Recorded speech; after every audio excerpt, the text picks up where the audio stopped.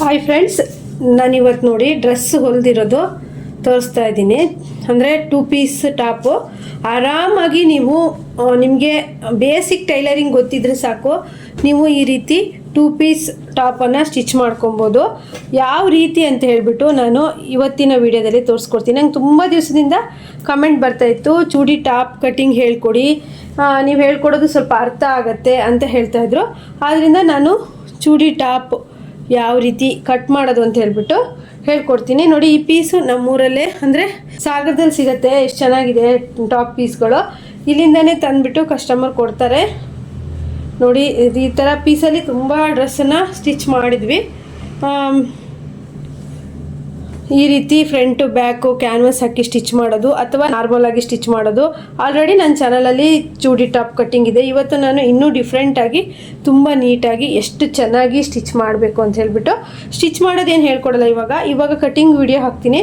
ನೀವು ಬೇಕು ಅಂತ ಅಂದರೆ ಸ್ಟಿಚಿಂಗ್ ವಿಡಿಯೋನ ಹಾಕ್ತೀನಿ. ತುಂಬ ಜನ ಕಾಮೆಂಟ್ ಮಾಡಿದ್ರೆ ಸ್ಟಿಚಿಂಗ್ ವಿಡಿಯೋ ಹಾಕಿ ಅಕ್ಕ ಅಂತ ಹೇಳ್ಬಿಟ್ಟು ಸ್ಟಿಚಿಂಗ್ ವಿಡಿಯೋನ ಹಾಕ್ತೀನಿ. 2 ಪೀಸ್ ಟಾಪು ಹೇಗಂದರೆ, ಆರಾಮಾಗಿ ನಾವು ಬಟ್ಟೆನ ತಂದ್ಕೊಂಡ್ರೆ ಅಥವಾ ಮನೆಯಲ್ಲಿ ಸ್ಯಾರಿಗಳಿದ್ದರೆ ನಾವು ಆರಾಮಾಗಿ ಸ್ಟಿಚ್ ಮಾಡ್ಕೊಬೋದು. ನೀವು ಫಸ್ಟಿಗೆ ಸ್ಯಾರಿ ಇದ್ದರೆ ಸ್ಟಿಚ್ ಮಾಡಿಕೊಂಡು ಅಂದರೆ ಟ್ರೈ ಮಾಡಿ, ನೆಕ್ಸ್ಟ್ ಈ ಥರ ಚೂಡಿ ಪೀಸ್ ತಂದುಬಿಟ್ಟು ಸ್ಟಿಚ್ ಮಾಡ್ಕೊಬೋದು. ಇದು ತುಂಬ ಟೈಮು ಬಾಳಿಕೆ ಬರುತ್ತೆ. ಟಾಪ್ಗಳೆಲ್ಲ ಬೇಗನೆ ಹಾಳಾಗ್ತವೆ. ಈ ಥರ ಚೂಡಿ ಪೀಸ್ ತಂದುಬಿಟ್ಟು ನಾವು ಸ್ಟಿಚ್ ಮಾಡಿಕೊಡ್ರೆ ತುಂಬ ಚೆನ್ನಾಗಿ ತುಂಬ ಟೈಮು ಬಾಳಿಕೆ ಬರುತ್ತೆ. ಇವತ್ತಿನ ವಿಡಿಯೋದಲ್ಲಿ ನಾನು ಒಂದು ಬ್ಲಾಕ್ ಪೀಸ್ ಇದೆ. ನಾನು ಈ ಥರ ಬ್ಲಾಕ್ ಪೀಸ್ ಆದರೆ ನಿಮಗೆ ಕರೆಕ್ಟಾಗಿ ಅರ್ಥ ಆಗುತ್ತೆ ನಾನು ಹೇಳ್ಕೊಡೋದು ಅಂದ್ಬಿಟ್ಟು ಒಂದು ಬ್ಲಾಕ್ ಪೀಸ್ ಇತ್ತು ಕಸ್ಟಮರ್ದೆ. ಅದು ಯಾವ ರೀತಿ ಇವತ್ತು ಮಾರ್ಕ್ ಹಾಕೋದು ಕಟ್ ಮಾಡೋದು ಅಂತ ತೋರಿಸ್ಕೊಡ್ತೀನಿ. ನೀವು ಬೇಕು ಅಂದರೆ ನೆಕ್ಸ್ಟ್ ವಿಡಿಯೋದಲ್ಲಿ ನಾನು ಸ್ಟಿಚಿಂಗ್ ಹೇಳ್ಕೊಡ್ತೀನಿ. ಆದರೆ ಬೇಗ ಬೇಗ ಕಮೆಂಟ್ ಮಾಡಬೇಕು, ಓಕೆನಾ? ಹಾಗಾದರೆ ಈಗ ಸ್ಟಾರ್ಟ್ ಮಾಡೋಣ ಬನ್ನಿ. ನೋಡಿ ಫ್ರೆಂಡ್ಸ್, ಇದು ಚೂಡಿದಾರ ಪೀಸು. ನಾನು ಈ ರೀತಿ 4 ಫೋಲ್ಡಲ್ಲಿ ಮರ್ಚಿಟ್ಕೊಂಡಿದ್ದೀನಿ. ಈ ಎಡ್ಜ್ ಅನ್ನೋದು ಈ ಸೈಡಲ್ಲಿ ಬರಬೇಕು. ಈ ಫ್ಲವರ್ ಇದೆ, 2 ಸೈಡಲ್ಲೂ ಫ್ಲವರ್ ಕರೆಕ್ಟಾಗಿ ಬರೋ ರೀತಿ ನಾವು ನೋಡ್ಕೋಬೇಕು. ಅಂದರೆ ಇಲ್ಲಿ ಇರುತ್ತಲ್ವ, ಇದು 2 ಕಡೆನೂ ಚೆನ್ನಾಗಿ ಇದು ಫ್ರಂಟ್ ಪಾರ್ಟಿಗೆ ಬರುತ್ತೆ. ಈ ಡಿಸೈನ್ ಇರೋ ಭಾಗ ನಾವು ಈ ರೀತಿ ನೀಟಾಗಿ ಮಡ್ಚ್ಕೊಬೇಕು. ಅಂದರೆ ಟಾಪು ಸ್ವಲ್ಪ ಉದ್ದನೇ ಇದೆ ಇವ್ರದ್ದು, ಅದರಿಂದ ಈ ರೀತಿ ನೀಟಾಗಿ ಡಬಲ್ ಫೋಲ್ಡಲ್ಲಿ ಫ್ರಂಟು ಮತ್ತು ಬ್ಯಾಕು ಡಬಲ್ ಫೋಲ್ಡಲ್ಲಿ ಮಡ್ಚ್ಕೊಬೇಕು. ಚೂಡಿದಾರನ ನಾನು ಮೇನ್ ಫ್ಯಾಬ್ರಿಕಲ್ಲೇ ಕಟ್ ಮಾಡ್ತೀನಿ. ಯಾರೊಬ್ಬರು ಕಮೆಂಟ್ ಮಾಡಿದ್ರು, ನೀವು ಚೂಡಿದಾರನ ಮೇನ್ ಫ್ಯಾಬ್ರಿಕಲ್ಲೇ ಕಟ್ ಮಾಡ್ತೀರಾ ಅಂತ. ಹೌದು, ನಾನು ಡ್ರೆಸ್ಸನ್ನು ಮೇನ್ ಫ್ಯಾಬ್ರಿಕಲ್ಲೇ ಕಟ್ ಮಾಡ್ತೀನಿ. ನೀವು ನೋಡ್ತಾ ಇದ್ದೀರಲ್ವಾ, ಇದು ಬಂದ್ಬಿಟ್ಟು ನಾನು ಇಲ್ಲಿಂದ ಕುತ್ತಿಗೆ ಅಗ್ಲನ ಉದ್ದನೆಲ್ಲ ತಗೊಳ್ತೀನಿ. ಇಲ್ಲಿ ಕಟ್ಟಿಲ್ದಿದ್ದ ಭಾಗ, ಇಲ್ಲಿ ನೋಡಿ ಕಟ್ಟಿಲ್ದಿದ್ದ ಭಾಗ, ಇಲ್ಲಿ ಕಟ್ಟಿರೋ ಭಾಗ ನಿಮಗೆ ಗೊತ್ತಾಗ್ತಿದೆ ಅನ್ಕೊತೀನಿ.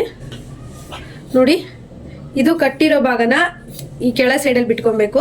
ಕಟ್ಟಿಲ್ಲದೆ ಇರೋ ಭಾಗನ ತಲೆ ಅಂದರೆ ಕುತ್ತಿಗೆ ಹತ್ರ ಅಲ್ಲಿ ಬಿಟ್ಕೊಬೇಕು. ನಾನು ಅಲ್ಲಿಂದ ಮಾರ್ಕ್ ಹಾಕ್ತೀನಿ. ಅದಕ್ಕೂ ಮೊದಲು ನಾನು ಈಗ ಹೊಲ್ದಿರೋ ಅಂದರೆ ಅವ್ರ ಅಳತೆ ಟಾಪಿಗೆ ಅಳತೆ ಮಾಡೋದು ಹೇಗೆ ಅಂತ ಹೇಳಿ ಹೇಳ್ಕೊಡ್ತೀನಿ. ಮಾಡಿದ್ದು ಇದಕ್ಕೆ ನಾವೀಗ ಹೇಗೆ ಅಳತೆ ತಗೊಳ್ಳೋದು ಅಂತಂದರೆ, ಈ ಥರ ಒಂದು ನೀವು ರೆಡಿ ಟಾಪ್ ಆಗಿರ್ಬೋದು ಅಥವಾ ಸ್ಟಿಚ್ ಮಾಡಿರೋ ಟಾಪ್ ಆಗಿರ್ಬೋದು, ಈ ರೀತಿ ಇಲ್ಲಿ ಕುತ್ತಿಗೆ ಹತ್ರ ಅಂದರೆ ನಾವು ಫ್ರಂಟಲ್ಲಿ ಇಟ್ಕೊಳ್ಳೋಣ. ಇದು ಬ್ಯಾಕಿಗೆ ತಿರುಗಿದೆ, ನೀವು ನೋಡ್ತಾ ಇದ್ದೀರಲ್ವ. ಇಲ್ಲಿಂದ ಈ ರೀತಿ ಎಡ್ಜ್ ಇರುತ್ತಲ್ವ, ಇಲ್ಲಿಂದ ಬಂದ್ಬಿಟ್ಟು ಲಾಸ್ಟ್ ಈ ಟಾಪಿನ ಲಾಸ್ಟ್ ಇರುತ್ತಲ್ಲ ಫುಲ್ಲು ಲೆಂತು ಈ ರೀತಿ ನೋಡ್ಕೋಬೇಕಾಗತ್ತೆ. ಲೆಂತ್ ಬಂದ್ಬಿಟ್ಟು ನೀವು ನೋಡ್ತಾ ಇದ್ದೀರಾ 45 ಅಂತಲೇ ತಗೊಳ್ಳೋಣ, ಯಾಕಂದರೆ ಅವ್ರು ಉದ್ದ ಬೇಕು ಅಂತ ಹೇಳಿದ್ದಾರೆ. ಹಾಗೆಯೇ ಈಗ ಟಾಪಲ್ಲಿ ಉದ್ದ ತಗೊಂಡಾಯ್ತು, 45 ಇಂಚು ಟಾಪು ಉದ್ದ. ಆಮೇಲೆ ಈಗ ಎದೆ ಸುತ್ತಳತೆ ತಗೋಬೇಕಲ್ವಾ. ಎದೆ ಸುತ್ತಳತೆ ಬಂದ್ಬಿಟ್ಟು ನಾವು ಈ ರೀತಿ ಚೂಡಿನ ಉಲ್ಟಾ ಮಾಡಬೇಕು. ಡ್ರೆಸ್ಸನ್ನ ಈ ರೀತಿ ಉಲ್ಟಾ ಮಾಡೇ ತಗೋಬೇಕು. ಯಾಕಂದರೆ ಇದನ್ನು ನಾವು ಈ ರೀತಿ ತಗೊಂಡ್ರೇ ಅಳತೆ ಕರೆಕ್ಟಾಗಿ ಬರೋದು. ನೋಡಿ, ಈ ರೀತಿ ಇರುತ್ತಲ್ವ, ಅಂದರೆ ಚೂಡಿನ ಉಲ್ಟಾ ಮಾಡಿದಾಗ, ಡ್ರೆಸ್ಸನ್ನು ಉಲ್ಟಾ ಮಾಡಿದಾಗ ನಾವು ಯಾವ ರೀತಿ ಅಳತೆ ತಗೋಬೇಕು ಅಂದರೆ, ಇಲ್ಲಿ ಸ್ಟಾರ್ಟಿಂಗಿಂದ ಹಿಡಿದ್ಬಿಟ್ಟು ಇಲ್ಲಿ ಎಂಡ್ವರೆಗೂ ಈ ರೀತಿ ಎಂಡ್ವರೆಗೂ ತೊಗೋಬೇಕು. ಗೊತ್ತಾಗ್ತಿದೆ ಅನ್ಕೊತೀನಿ. ಈ ಡ್ರೆಸ್ಸನ್ನು ನಾವು ಉಲ್ಟಾ ಮಾಡ್ಕೊಂಡಾಗ ಇಲ್ಲಿ ಅಂದರೆ ಸ್ಟಾರ್ಟಿಂಗ್ ಬರುತ್ತಲ್ವ, ಇಲ್ಲಿ ಸ್ಲೀವಿಂದ ಎಡ್ಜ್ ಇರುತ್ತಲ್ವ, ಇಲ್ಲಿಂದ ತೊಗೊಂಡಾಗ ಎಷ್ಟು ಬರ್ತಾಯಿದೆ ಅಂತ ಅಂದರೆ 21 ಬರ್ತಾಯಿದೆ. ನೀವು ನೋಡ್ಬೋದು 21 ಬರ್ತಾಯಿದೆ. 21ನ ಅರ್ಧ ಮಾಡಬೇಕು. ಯಾಕಂದರೆ ನಾವು ಡ್ರೆಸ್ಸನ್ನು 4 ಈ ರೀತಿ ಫೋಲ್ಡ್ ಮಾಡ್ಕೊಳ್ತೀವಲ್ಲ, ಹಾಗಾಗಿ ನಾವು ಅಳತೆ ತಗೊಂತಿರೋ ಡ್ರೆಸ್ಸನ್ನು ನಾವು ಎರಡನೇ ಭಾಗದಲ್ಲಿ ಅಳತೆ ಮಾಡ್ತಾ ಇದ್ದೀವಿ. ನಾವು ಹೀಗೆ ಮಾರ್ಕ್ ಹಾಕಿರ್ತೀವಿ. ಹೀಗೆ ಮಾರ್ಕ್ ಹಾಕಿರೋದ್ರಿಂದ 21 ಬಂದಿದೆ. ನೋಡಿ 21ನ ಅರ್ಧ ಮಾಡಿದಾಗ ನಮಗೆ ಎಷ್ಟು ಬರುತ್ತೆ ಅಂತ ಅಂದರೆ 21ನ ಅರ್ಧ ಮಾಡಿದಾಗ 10.5 ಬರುತ್ತೆ. ನಮಗೆ ಈಗ ಎದೆ ಸುತ್ತಳತೆನ 10.5 ತಗೋಬೇಕು. ಇದಕ್ಕೆ ಏನು ಸೇರಿಸ್ಕೊಬಾರ್ದು ನಾವು, ಯಾಕಂದರೆ ಡ್ರೆಸ್ಸನ್ನ ಉಲ್ಟಾ ಇಟ್ಕೊಂಡು ಅಳತೆ ಮಾಡಿರೋದ್ರಿಂದ ನಾವು 21ನ ಅರ್ಧ ಮಾಡಿದಾಗ ಎಷ್ಟು ಬರುತ್ತೋ ಅಷ್ಟೇ ಇಡಬೇಕು. ನೆಕ್ಸ್ಟ್ ಬಂದುಬಿಟ್ಟು ನಾವು ಏನು ತಗೋಬೇಕು ಅಂತಂದರೆ ಸೊಂಟ ಫ್ರೆಂಡ್ಸ್. ಹೆಂಗಂತಂದರೆ ನೀವು ಎದೆ ಸುತ್ತಳತೆಗಿಂತ 1 ಇಂಚು ಕಮ್ಮಿ ಮಾಡಿ ಸೊಂಟ. ಅಂದರೆ ಎದೆ ಸುತ್ತಳತೆ ಎಷ್ಟು 10.5 ತಗೊಂಡಿದ್ರಲ್ಲ, ಸೊಂಟಕ್ಕೆ ಬಂದಾಗ 1 ಇಂಚ್ ಕಮ್ಮಿ ಮಾಡಬೇಕು. ಅದನ್ನು ನಾನು ಹೇಳ್ಕೊಡ್ತೀನಿ. ಅದಕ್ಕೂ ಮೊದಲು ನಾವು ಇಲ್ಲಿ ಏನು ತಗೋಬೇಕು ಅಂತಂದರೆ ಕುತ್ತಿಗೆ ಅಗಲ ಎಷ್ಟು ಬರುತ್ತೆ ಇಲ್ಲಿ ನಿಮಗೆ ಗೊತ್ತಾಗ್ತಿದೆ ಅಂದ್ಕೊತೀನಿ.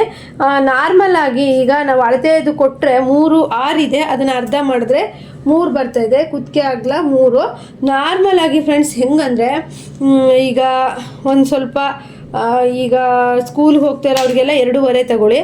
ಸ್ವಲ್ಪ ಆಂಟಿ ಏಜ್ ಆ ಥರ ಇರೋರಿಗೆಲ್ಲ 3 ತಗೊಳ್ಳಿ.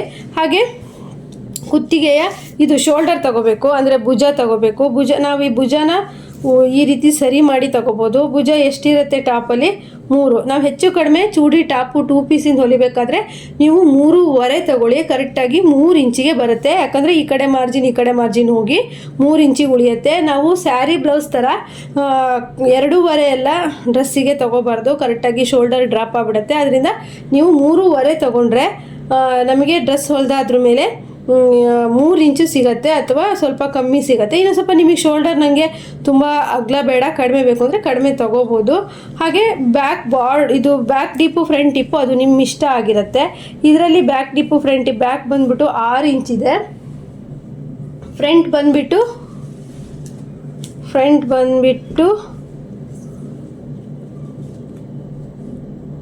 ಬಂದುಬಿಟ್ಟು 6 ಇಂಚಿದೆ. ಬ್ಯಾಕು 6 ಇಂಚು, ಫ್ರಂಟು 6 ಇಂಚಿದೆ. ಈಗ ನಾವು ಬಾಟಮ್ ತಗೊಳ್ಳೋಣ. ಬಾಟಮ್ ಬಂದುಬಿಟ್ಟು ಇಲ್ಲಿ ನೀವು ನೋಡ್ತಾ ಇರ್ಬೋದು, ಡ್ರೆಸ್ಸಿನ ಈ ಎಡ್ಜ್ ಬರುತ್ತಲ್ವ, ಕೆಳಗಡೆ ಡ್ರೆಸ್ಸಿನ ಎಡ್ಜ್ ಬರುತ್ತಲ್ಲ, ಇಲ್ಲಿ ಬಂದುಬಿಟ್ಟು ಬಾಟಮ್ ತಗೋಬೇಕು. ಅದು ಬಂದುಬಿಟ್ಟು ನಾವು ಇದೇ ರೀತಿ 2 ಪೀಸಲ್ಲಿ ಈ ರೀತಿ ಒಂದು ಸೈಡ್ ಇರುತ್ತಲ್ಲ, ಇಲ್ಲಿ ಹಿಡ್ಕೊಂಡ್ರೆ 23 ಬರ್ತಾಯಿದೆ. 23ನ ನಾವು ಅರ್ಧ ಮಾಡಬೇಕು. ನಾವು ಅಳತೆ ತಗೊಳ್ಳೋದೆಲ್ಲ ಎರಡು ಪದರದಲ್ಲಿ ತಗೊಳ್ತೀವಿ, ಆದರೆ ಮಾರ್ಕ್ ಮಾಡೋದೆಲ್ಲ 4 ಪದರ ಇರುತ್ತೆ. 23ನ ಅರ್ಧ ಮಾಡಿದಾಗ ಎಷ್ಟು ಬರುತ್ತೆ ಅಂತಂದರೆ 11.5 ಬರುತ್ತೆ. 11.5ಗೆ ಅರ್ಧ ಇಂಚ್ ಸೇರಿಸ್ಕೊಂಡು 12 ಇಂಚ್ ಆಗುತ್ತೆ. ಇಷ್ಟು. ಆಮೇಲೆ ತೋಳಿನ ಉದ್ದ ಬಂದುಬಿಟ್ಟು ಇವರು 11 ಇಂಚ್ ಹೇಳಿದ್ದಾರೆ, ಅಷ್ಟೇ ಇಡೋಣ. ಇದು ಫುಲ್ ಉದ್ದ ಸ್ಲೀವ್ ಇಟ್ಟಿರೋದು. ಹಾಗೆ ಯಾವ ರೀತಿ ಮಾರ್ಕ್ ಮಾಡೋದು ಅಂತ ಹೇಳ್ತೀನಿ ಇವಾಗ ನಾನು. ಯಾಕಂದರೆ ನೀವು ಅಳತೆ ಮಾಡೋದಕ್ಕಿಂತ ಮಾರ್ಕ್ ಮಾಡೋದು ತುಂಬ ಇಂಪಾರ್ಟೆಂಟ್ ಆಗುತ್ತೆ. ಫಸ್ಟ್ ಬಂದುಬಿಟ್ಟು ಡ್ರೆಸ್ ಪೀಸು ಅಷ್ಟು ಉದ್ದ ಇದೆಯಾ ಅಂತೇಳಿ ನಾವು ನೋಡ್ಕೋಬೇಕು. ಫಸ್ಟ್ ಬಂದುಬಿಟ್ಟು ಡ್ರೆಸ್ ಪೀಸು 41 ಇಂಚಿದೆ, ಆದರೆ ಅವ್ರು 45 ಇಂಚ್ ಅಂತ ಹೇಳಿದ್ದಾರೆ. ಆದರೆ ಏನು ಮಾಡೋಂಗಿಲ್ಲ, ಎಷ್ಟು ಬಂದಿರುತ್ತೋ ಅಷ್ಟೇ ಇಡಬೇಕಾಗತ್ತೆ. ಈಗ ಬಂದುಬಿಟ್ಟು ನಾವು ಕುತ್ತಿಗೆ ಅಗಲ ನೋಡಿ, ಈ ಎಡ್ಜ್ ಇರುತ್ತಲ್ವಾ, ಈ ಎಡ್ಜಲ್ಲಿ ನಾವು ಕುತ್ತಿಗೆ ಅಗಲ ತಗೋಬೇಕು. ಈ ಕುತ್ತಿಗೆ ಅಗಲ ಬಂದುಬಿಟ್ಟು ನಾವು 3 ಇಂಚಿದೆ, 3 ಇಂಚು ತಗೊಳ್ಳೋಣ. ಹಾಗೆ ಶೋಲ್ಡರ್ ಬಂದುಬಿಟ್ಟು 3.5 ಇಂಚು ತಗೊಳ್ಳೋಣ. 3.5 ಇಂಚು, ಅದಕ್ಕೂ ಜಾಸ್ತಿನೂ ತಗೋಬೋದು ನೀವು, ಏನು ಪರವಾಗಿಲ್ಲ. ಹಾಗೆ ಇದೆರಡನ್ನೂ ಸೇರಿಸಿದಾಗ, ಶೋಲ್ಡರು ಮತ್ತು ಕುತ್ತಿಗೆ ಅಗಲನ ಸೇರಿಸಿದಾಗ 7 ಇಂಚ್ ಬರ್ತಾ ಇದೆ. 7 ಇಂಚನ್ನ ನಾವು ಹಾರ್ಮೋಲ್ ಆಗಿ ತಗೋಬೇಕು. ನೋಡಿ, ಇದು ಬ್ಲೌಸ್ಗಿಂತ ಸ್ವಲ್ಪ ಡಿಫ್ರೆಂಟ್ ಆಗಿರುತ್ತೆ, ಆದರೆ ಈಸಿ ಇರುತ್ತೆ. ಫಸ್ಟು ಈ ಎಡ್ಜ್ ಇರುತ್ತಲ್ವ, ಇಲ್ಲಿ ಅಂದರೆ ನಾವು ಈ ಮಡ್ಚಿರ್ತೀವಲ್ಲ, ಅಲ್ಲಿ ನೀಟಾಗಿ ನೀವು ಈ ರೀತಿ ನೀಟಾಗಿ ಮಡ್ಚ್ಕೊಂಡು ಸ್ವಲ್ಪ ಐರನ್ ಬೇಕಾದರೂ ಮಾಡ್ಕೊಳ್ಳಿ. ಫಸ್ಟು ಕುತ್ತಿಗೆ ಅಗಲ 3 ಇಂಚು, ಶೋಲ್ಡರ್ ಬಂದುಬಿಟ್ಟು 3.5, ಹಾಗೆ ಇದೆರಡನ್ನೂ ಸೇರಿಸ್ಬಿಟ್ಟು ಬಂದುಬಿಟ್ಟು 7 ಇಂಚು. ಹಾಗೆ ಇದು ಬೋಟ್ ನೆಕ್ ಡ್ರೆಸ್ ಅಲ್ಲ, ಇದು ನಾರ್ಮಲ್ ಡ್ರೆಸ್ಸು. ಅಲ್ಲಿಂದ ಬಂದುಬಿಟ್ಟು ನೋಡಿ, ಈ ಥರ ಹಾಕೊಂಡ್ಮೇಲೆ ಎದೆ ಸುತ್ತಳತೆ ತಗೋಬೇಕು. ಇಲ್ಲಿಂದ 10.5 ಇಂಚ್ ಇತ್ತಲ್ವ, ನಾನೊಂದು ಅರ್ಧ ಇಂಚ್ ಜಾಸ್ತಿ ಮಾಡ್ಕೊಳ್ತೀನಿ, ಏನು ಪರವಾಗಿಲ್ಲ, ಕಮ್ಮಿ ಮಾತ್ರ ಇಟ್ಕೊಳಕ್ಕೆ ಹೋಗ್ಬೇಡಿ. ನಾನು 11 ಇಂಚು ತೊಗೊಂಡಿದ್ದೀನಿ, ಪರವಾಗಿಲ್ಲ ಅಂದ್ಬಿಟ್ಟು. ಆದರೆ ನೀವು ಇಲ್ಲಿಂದ ಗೆರೆ ಎಳಿಬೇಡಿ, ಇಷ್ಟೇ ಗೆರೆ ಎಳೀರಿ. ನೀವು ಇಲ್ಲಿಂದ 7 ಇಂಚ್ ತೊಗೊಂಡ್ರಲ್ವ, ಇಲ್ಲಿಂದ ಹೀಗೆ ಬಂದುಬಿಟ್ಟು ಈ ರೀತಿ 11 ಇಂಚ್ ಎದೆ ಸುತ್ತಳತೆ ನಾವು ಇಲ್ಲಿ ಇಟ್ಕೊಳ್ತೀವಿ, ಇಲ್ಲಿ ಇಟ್ಕೊಳ್ಳೋದಿಲ್ಲ, ಇಲ್ಲಿ ಇಟ್ಕೊಳ್ತೀವಿ ಆಯಿತಾ. 11 ಇಂಚ್ ಆಯಿತಾ. ಇಲ್ಲಿಂದ ನಾವು ಈಗ ಏನು ಮಾಡಬೇಕು ಅಂತಂದರೆ, ನಿಮಗೆ ಗೊತ್ತಾಗ್ತಿದೆ ಅಂದ್ಕೊತೀನಿ, ಈ ರೀತಿ ಟೇಪನ್ನು ಉದ್ದ ಇಟ್ಕೊಂಡು, ಅಂದರೆ ಇದೆರಡು ಶೋಲ್ಡರ್ ಮಧ್ಯೆ ಇಟ್ಕೊಂಡು ನಾವು 12 ಇಂಚು 13 ಇಂಚು ಈಗ ಸೊಂಟದ ಉದ್ದ ತಗೊಳ್ತಾ ಇದ್ದೀನಿ. ಸೊಂಟದ ಉದ್ದ ಬಂದುಬಿಟ್ಟು 12 ಇಂಚು. ನೋಡ್ತಾ ಇದ್ದೀರಲ್ಲ, ತುಂಬ ಹೈಟು ದಪ್ಪ ಇರೋರಿಗೆ ನೀವು 13 ಇಂಚ್ ತೊಗೋಬೋದು. ಆದರೆ ಈ ಮೀಡಿಯಮ್ ಆಗಿ ನಮ್ಮ ಸೈಜು ಅಂದರೆ ಸ್ಕೂಲು ಕಾಲೇಜಿಂದ ನೀವು 13 ಇಂಚ್ ತೊಗೊಳ್ಳಿ. ಸ್ಕೂಲು ಅಂತಂದರೆ 11 ಇಂಚ್ ತೊಗೊಳ್ಳಿ. ಈಗ ಸೊಂಟದ ಉದ್ದ ತೊಗೊಂಡೆ ನಾನು 12. ಸೊಂಟದ ಉದ್ದ ಆದಮೇಲೆ ಸೊಂಟದ ಅಗಲ ನಾವು ಎದೆ ಸುತ್ತಳತೆ 10 ಇಂಚ್ ಇಟ್ಕೊಂಡಿರ್ತೀವಲ್ವ, ಸೊಂಟನ ನಾವು 1 ಇಂಚು ಕಡಿಮೆ ಮಾಡಬೇಕು. ಯಾಕಂದರೆ ಎದೆ ಸುತ್ತಳತೆಗೂ ಸೊಂಟಕ್ಕೂ ಸ್ವಲ್ಪ ಡಿಫ್ರೆನ್ಸ್ ಇರುತ್ತಲ್ವ. ಹಾಗಾಗಿ ಈಗ ನೋಡಿ, ಇಲ್ಲೊಂದು ಪಾಯಿಂಟ್ ಆಯಿತು, ಇಲ್ಲೊಂದು ಪಾಯಿಂಟ್ ಆಯಿತು. ಈಗ ಇದೆರಡಕ್ಕೂ ಸೇರಿಸ್ಬಿಟ್ಟು ಒಂದು ಗೆರೆಯನ್ನು ಹಾಕ್ಕೊಳ್ಳೋಣ. ನೀಟಾಗಿ ನೀವು ಉದ್ದ ಸ್ಕೇಲೆಲ್ಲ ಇಟ್ಕೊಳ್ಳಿ. ನೋಡಿ, ಎದೆ ಸುತ್ತಳತೆಗಿಂತ ಸೊಂಟ ಅನ್ನೋದು 1 ಇಂಚ್ ಕಡಿಮೆ ಇರಬೇಕು. ಇಲ್ಲ ಅಂತಂದರೆ ಶೇಪು ಚೆನ್ನಾಗಿ ಬರಲ್ಲ ಡ್ರೆಸ್ಸಿಂದು. ನೀವು ಎಷ್ಟೇ ನೀಟಾಗಿ ಫಿನಿಶಿಂಗ್ ಕೊಟ್ಟರು ಡ್ರೆಸ್ ಹಾಕಿದಾಗ ನೀಟಾಗಿ ಸೊಂಟದ ಹತ್ರ ಶೇಪಾಗಿ ಕರುವಾಗಿತ್ತು ಅಂದರೆ ಡ್ರೆಸ್ ಹಾಕೋರಿಗೆ ತುಂಬ ಇಷ್ಟ ಆಗುತ್ತೆ. ಇಷ್ಟ ಆದಮೇಲೆ ನಾವೀಗ ಬಂದುಬಿಟ್ಟು ಡ್ರೆಸ್ಸಿನ ಬಾಟಮ್ ಇಟ್ಕೊಂಡಲ್ವಾ, ಬಾಟಮು 21 ಇಂಚ್ ಬಂತು. ಬಾಟಮ್ ಬಂದುಬಿಟ್ಟು ಅಲ್ಲಿಗೆ 11.5 ಬಂದಿತ್ತು. ನಾನು ಅರ್ಧ ಇಂಚು ಸೇರಿಸ್ಕೊಂಡು 12 ಇಂಚ್ ಇಟ್ಕೊಂಡೆ. ಅಂದರೆ ಸ್ವಲ್ಪ ಮ್ಯಾರೇಜ್ ಆದವರು, ಮಕ್ಕಳಿರೋರೆಲ್ಲ ಬಾಟಮ್ ತುಂಬ ಸಣ್ಣ ಇರೋದನ್ನು ಇಷ್ಟಪಡಲ್ಲ. ಹಾಗಾಗಿ ಬಾಟಮ್ ಬರೋದೇ ಈ ಎಡ್ಜಲ್ಲಿ ನೋಡ್ತಾ ಇರ್ಬೋದು ನೀವು. 11.5 ಪ್ಲಸ್ ಒಂದು ಅರ್ಧ ಇಂಚ್ ಸೇರಿಸ್ಕೊಂಡಿದ್ದೀನಿ. 12 ಅಂದರೆ ಆಲ್ರೆಡಿ ನಾನೀಗ ನಿಮ್ಗೆ ಅಳತೆ ಟಾಪಲ್ಲಿ ತೋರಿಸ್ತೀನಿ, ಕನ್ಫ್ಯೂಸ್ ಆದರೆ. ತುಂಬ ಜನ ಬಾಟಮ್ಮು ತುಂಬ ಸಣ್ಣ ಇರೋದು 2 ಪೀಸಲ್ಲಿ ಇಷ್ಟಪಡಲ್ಲ, ಕೆಲವ್ರು ಇಷ್ಟಪಡ್ತಾರೆ. ಇಲ್ಲ ಫ್ರೆಂಡ್ಸ್, 23 ಇದೆ. ಸಾರಿ, ನಾನು ಇದು ನೋಡಿ 23 ಇದೆ. ಎಲ್ಲಾದರೂ ಕನ್ಫ್ಯೂಸ್ ಆಯಿತು ನನಗೆ. ಎಲ್ಲಾದರೂ ಅದೇ ರೀತಿ ಇಟ್ಬಿಟ್ಟಿದ್ರೆ ಮಿಸ್ ಆಗ್ತಿತ್ತು. 23ಕ್ಕೆ ಇಲ್ಲ, ಸರಿ ಇದೆ. 23ರಲ್ಲಿ 11.5 ಬಂದಿದೆ. 12 ಅರ್ಧ ಇಂಚ್ ಬೇಡ, ನಾವು 1 ಇಂಚೇ ಸೇರಿಸ್ಕೊಳ್ಳೋಣ. ಯಾಕಂದರೆ ಇಲ್ಲಿ ಫೋಲ್ಡಿಂಗ್ ಮಾಡಬೇಕಲ್ಲ, ಹಾಗಾಗಿ 12.5ನೇ ಇಟ್ಕೊಳ್ಳೋಣ. ಯಾಕಂದರೆ ಕಡಿಮೆ ಅಂತೂ ಆಗೋದು ಬೇಡ. ಅಂದರೆ ಮಕ್ಕಳಿರೋರು, ಮ್ಯಾರೇಜ್ ಆದವರೆಲ್ಲ ಬಾಟಮ್ ಸ್ವಲ್ಪ ಹೇಗಂತ ಅಂದರೆ ಕಡಿಮೆ ಇಟ್ಕೊಳ್ಳೋಕೆ ಇಷ್ಟಪಡಲ್ಲ. ಈಗ ನಾವು ಈ ಗೆರೆಯಿಂದ ಈ ಸೊಂಟದ ಗೆರೆ ಇರುತ್ತಲ್ವ, ಇಲ್ಲಿಗೆ ಸೇರಿಸ್ಬೇಕು ಕ್ರಾಸಾಗಿ. ನಿಮಗೆ ಯಾವ ರೀತಿ ಅಂತ ಹೇಳ್ತೀನಿ. ಟೇಪನ್ನು ನೀವು ಈ ರೀತಿ ಯಾರಾದರೂ ಸಹಾಯದಿಂದ ಬೇಕಾದ್ರೆ ನೀವು ಈ ರೀತಿ ಇಟ್ಕೋಬೋದು, ಇಲ್ಲ ಅಂದರೂ ಪರವಾಗಿಲ್ಲ. ಸ್ಟ್ರೈಟ್ ಅಂತೂ ಎಳಿಬೇಡಿ. ಈ ರೀತಿ ಕ್ರಾಸಾಗಿ ಟೇಪ್ ಇಟ್ಕೊಂಡು ಮಾರ್ಕ್ ಮಾಡಿ. ಇಲ್ಲಿ ಈ ರೀತಿ ಎದೆ ಸುತ್ತಳತೆ ಇದಾಯ್ತಲ್ವಾ, ಇಲ್ಲಿಂದ ಸೊಂಟಕ್ಕೆ 1 ಇಂಚ್ ಕಮ್ಮಿ ಮಾಡಿ ಈ ರೀತಿ ಫುಲ್ಲು ಈ ರೀತಿ ಒಂದು ಬಾಟಮ್ ತನಕನೂ ಒಂದು ಗೆರೆ ಎಳ್ಕೊಳ್ಳಿ.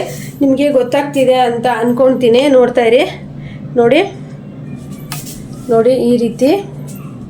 ಹಾಗೆ ಫುಲ್ಲು ಈ ರೀತಿ ಬಾಟಮ್ ತನಕ ಗೆರೆ ಎಳ್ಕೊಬೇಕು. ಬಾಟಮ್ ಹತ್ರ ಇಲ್ಲಿ ಸ್ವಲ್ಪ ಈ ರೀತಿ ಕರುವಾಗಿ ತಗೋಬೇಕು. ಯಾಕಂದರೆ ಆ ಕಡೆ ಈ ಕಡೆ ಸ್ಟ್ರೈಟಾಗಿ ನಿಂತುಬಿಡುತ್ತೆ. ಹಾಗಾಗಿ ಸ್ವಲ್ಪ ಈ ರೀತಿ ಕರುವಾಗಿ ಕಟ್ ಮಾಡಬೇಕು.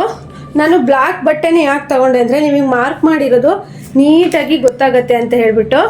ಹಾಗೆಯೇ ಈಗ ನಾವು ಹಾರ್ಮೋಲಲ್ಲಿ ಮಾರ್ಕ್ ಮಾಡಬೇಕು. ಹಾಗೆ ನೋಡ್ತಾ ಇರಿ, ಹಾರ್ಮೋಲಲ್ಲಿ ನಾವು 1 ಇಂಚಿಗೆ ಈ ರೀತಿ ಮಾರ್ಕ್ ಮಾಡಿ ಹಾರ್ಮೋಲ್ ಶೇಪನ್ನು ಈ ರೀತಿ ಕೊಡಬೇಕು. ನೆಕ್ ಶೇಪು ನೀವು ಯಾವ್ದು ಬೇಕಾದರೂ ತೊಗೋಬೋದು, ಪರವಾಗಿಲ್ಲ. ನೆಕ್ ಡೀಪ್ ಬಂದುಬಿಟ್ಟು 6 ಇಂಚಿತ್ತು. 6 ಇಂಚಿಗೆ ಒಂದು ಮಾರ್ಕನ್ನು ಮಾಡ್ಕೊಳ್ಳೋಣ. ಈ ರೀತಿ ಮಾರ್ಕ್ ಮಾಡಿ ಅವರಿಗೆ ರೌಂಡ್ ಬೇಕಾ ಅಥವಾ ಇನ್ನು ಯಾವ ಶೇಪ್ ಬೇಕಾದರೆ ವಿ ಶೇಪ್ ಬೇಕಾ, ಅವರು ಎಲೆ ಶೇಪೇ ಹೇಳಿದ್ದಾರೆ. ಅಂದರೆ ಅರಳಿ ಎಲೆ ಶೇಪು ಅದೇ ಅವ್ರಿಗೆ ಇಷ್ಟ ಆಗಿದೆ ಅಂತೆ. ಹಾಗಾಗಿ ಅರಳಿ ಎಲೆ ಶೇಪನ್ನೇ ನಾನು ಕೊಡ್ತೀನಿ. ನಾನು ನೋಡಿ ಈ ರೀತಿ ಡ್ರೆಸ್ಸು ಆಲ್ರೆಡಿ ಕಟ್ಟಿಂಗಿಗೆ ರೆಡಿ ಆಯಿತು. ಇನ್ನೊಂದು ಸತಿ ನಿಮಗೆ ಹೇಳ್ಬಿಡ್ತೀನಿ. ಈ ಡ್ರೆಸ್ಸಿನ ಉದ್ದ ಬಂದುಬಿಟ್ಟು 45 ಇಂಚ್ ತೊಗೊಂಡೆ. ಕುತ್ತಿಗೆ ಅಗಲ ಬಂದುಬಿಟ್ಟು 3 ಇಂಚ್ ತೊಗೊಂಡೆ. ತುಂಬ ಸಪೂರವಾಗಿ ಸಣ್ಣಕ್ಕಿರ್ತಾರೆ ಅನ್ನೋರಿಗೆ ನೀವು 2.5 ತೊಗೋಬೋದು. ಆಮೇಲೆ ಶೋಲ್ಡರ್ ಬಂದುಬಿಟ್ಟು 3.5 ಅಥವಾ 3.25 ತೊಗೋಬೋದು. ಇದೆರಡನ್ನೂ ಸೇರಿಸಿ ಬರೋ ಅಂಥದ್ದೇ ಹಾರ್ಮೋಲು. ಡ್ರೆಸ್ಸಲ್ಲಿ ತುಂಬ ಈಸಿ. ಇಲ್ಲಿಂದ 1 ಇಂಚ್ ಇದೆ. ಹಾಗೆ ನೀವು ಈ ಹಾರ್ಮೋಲ್ ಗೆರೆ ಹಾಕಿದ ಮೇಲೇ ಎದೆ ಸುತ್ತಳತೆನ ತಗೋಬೇಕು. ನೀವು ಇಲ್ಲಿಂದ ಹಾಕೋಕ್ಕೆ ಹೋಗಬೇಡಿ, ಕನ್ಫ್ಯೂಸ್ ಆಗುತ್ತೆ. ನೀವು ಹಾರ್ಮೋಲ್ ಉದ್ದನ ತಗೊಂಡ ತಕ್ಷಣವೇ ಇಲ್ಲಿಂದ ಎದೆ ಸುತ್ತಳತೆ ನಾನು ಎಷ್ಟು ತೊಗೊಂಡಿದ್ದೀನಿ 10.5 ಇತ್ತು. ಆದರೆ ನಾವು ಈ ಡ್ರೆಸ್ಸನ್ನ ನಾವು ಈ ರೀತಿಯಲ್ಲಿ ಅಳತೆ ತೊಗೊಳ್ತೀವಿ. ಈ ಡ್ರೆಸ್ಸನ್ನು ನಾವು ಈ ರೀತಿಯಲ್ಲಿ ಅಳತೆ ತೊಗೊಳ್ತೀವಿ, 2 ಫೋಲ್ಡ್. ಅದನ್ನು ನಾವು ಈ ರೀತಿ ಹೀಗೆ ನೋಡಿ ಹೀಗಿಟ್ಟಾಗ 4 ಫೋಲ್ಡ್ ಆಗುತ್ತಲ್ವಾ, ಆವಾಗ ಆ ಥರ 11 ಇಂಚ್ ಆಯಿತು. ಅಲ್ಲಿಂದ ಸೊಂಟದ ಉದ್ದ ಬಂದುಬಿಟ್ಟು ನೀವು ಇಲ್ಲಿಗೂ ಒಂದು ಬೇಕಾದರೆ ಗೆರೆ ಹಾಕ್ಕೊಳ್ಳಿ. ಸೊಂಟದು ಉದ್ದ ಬಂದುಬಿಟ್ಟು 12 ಇಂಚು, ಎದೆ ಸುತ್ತಳತೆಗಿಂತ ಸೊಂಟನ 1 ಇಂಚ್ ಕಡಿಮೆ ಮಾಡಬೇಕು. ನೆಕ್ಸ್ಟು ಇಲ್ಲಿಂದ ಬಂದುಬಿಟ್ಟು ನಮಗೆ ಸಿಗುವಂಥದ್ದೇ ಬಾಟಮಿಗೆ ನಾವು 12 ಇಂಚ್ ಇಟ್ಕೊಂಡಿದ್ದೀವಿ. ಈ ರೀತಿ ಸ್ಕೇಲಲ್ಲಿ ನೀವೊಂದು ಗೆರೆನ ಹಾಕೊಂಡ್ರೆ ಫಸ್ಟು ನೀವು ಸಿಂಪಲ್ಲಾಗಿ ಹೊಲಿರಿ. ಆಮೇಲೆ ನೆಕ್ಸ್ಟು ನಿಮಗೆ ಇನ್ನೂ ಚೆನ್ನಾಗಿ ನಿಮಗೆ ವೆರೈಟಿ ಸ್ಟಿಚ್ ಮಾಡೋದಕ್ಕೆ ಬರುತ್ತೆ. ಈಗ ನೀವು ನೋಡ್ತಾ ಇರ್ಬೋದು, ನಾನೀಗ ಕಟಿಂಗ್ ಮಾಡ್ತೀನಿ. ಫ್ರೆಂಡ್ಸ್, ಹೇಗೆ ಅನ್ನಿಸ್ತು, ನಿಮಗೆ ಅರ್ಥ ಆಯ್ತಾ ಅಂತ ಹೇಳ್ಬಿಟ್ಟು ಹೇಳ್ತೀನಿ. ಅದೇ ಫ್ರಂಟ್ ಡೀಪ್ ಬಂದುಬಿಟ್ಟು ನಿಮ್ಮ ಇಷ್ಟ, ಎಷ್ಟು ಬೇಕಾದರೂ ಇಟ್ಕೋಬೋದು. ನೋಡಿ, ಈ ರೀತಿ ನೀವು ಗೆರೆ ಹಾಕಿ ಇಟ್ಕೊತೀರಲ್ವ, ಕಟ್ ಮಾಡಬೇಕು. ನಾನು ಚೂಡಿ ಮಾತ್ರ ಮೇನ್ ಫ್ಯಾಬ್ರಿಕಲ್ಲೇ ಕಟ್ ಮಾಡೋ ಅಂಥದ್ದು. ಡ್ರೆಸ್ಸಿಗೆಲ್ಲ ಫ್ರೆಂಡ್ಸ್ ಒಬ್ಬರು ವಿಡಿಯೋ ಮಾಡ್ತಾಯಿದ್ರೆ ಒಬ್ಬರು ವಿಡಿಯೋ ಅಂದರೆ ಒಬ್ಬರು ಕಟ್ಟಿಂಗ್ ಎಲ್ಲ ಮಾಡ್ತಾಯಿದ್ರೆ ಒಬ್ಬರು ವಿಡಿಯೋ ಮಾಡೋಕ್ಕೆ ಬೇಕು. ಆದರೆ ಇಲ್ಲಿ ನಾನು ಒಬ್ಬಳೇ ಇರೋದ್ರಿಂದ ನನಗೆ ಎಷ್ಟು ಸಾಧ್ಯನೋ ಅಷ್ಟು ಕರೆಕ್ಟಾಗಿ ಹೇಳ್ಕೊಡೋದಕ್ಕೆ ಟ್ರೈ ಮಾಡ್ತೀನಿ. ನೀವು ಟೇಬಲ್ ಮೇಲೆ ಅಲ್ದಿದ್ರು ನೆಲದ ಮೇಲಾದರೂ ಇಟ್ಕೊಂಡು ಮಾಡ್ಕೋಬೋದು. ಇಲ್ಲಿ ಒಂದು ಇದಾಗ್ಬಿಡ್ತು.